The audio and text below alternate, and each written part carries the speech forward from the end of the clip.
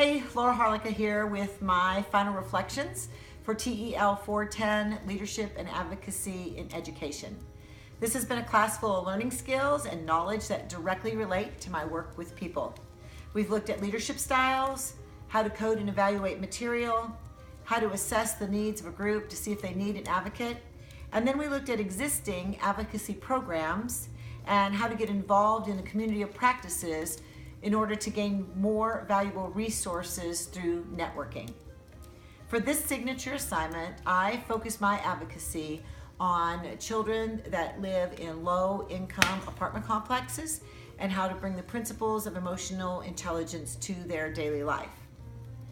The next step academically for me will be to find a certification program in emotional intelligence so that I can learn all the principles and practices and be much better at communicating those to the low-income children.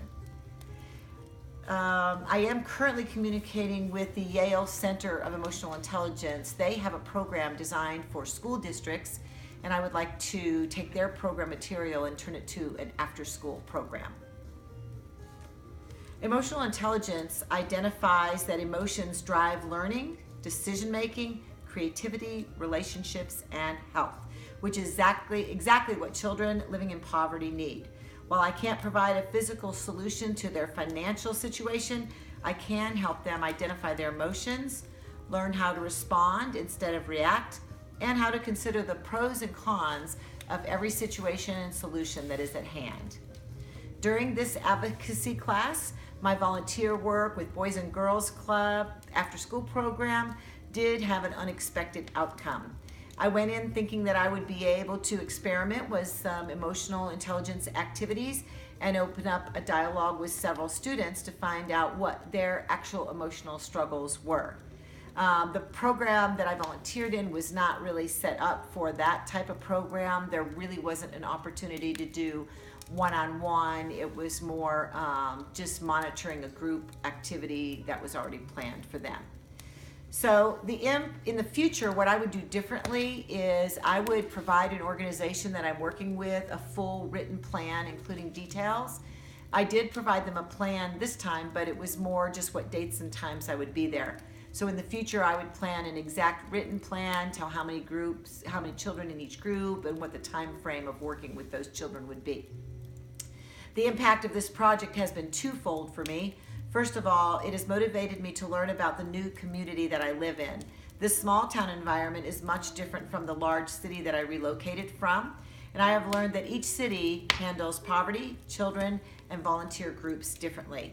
This project has helped me evaluate the local situation before jumping in full on, which is what I usually do. Secondly, this project has reminded me about the power of advocacy and the importance of building a team. I certainly don't want to reinvent or spend time reestablishing a program that's already full functioning when I can just add them to my network and we can encourage each other and use our own strengths. This is where my knowledge of communities in practice will come into play. My participation in this advocacy project strengthened my understanding and passion for children that grow up in poverty. The statistics I found in my research were staggering, and actually they're really unacceptable in a nation that is as strong, powerful, and wealthy as the United States. In the future, I would like to see my after-school program develop a summer camp aspect where those kids that work in the after-school program during the year can come for a week away and learn more in an intense environment about emotional intelligence and how to handle their emotions. The sky is the limit with what we accomplish if we speak up and take action to benefit those who do not have a voice. Thank you.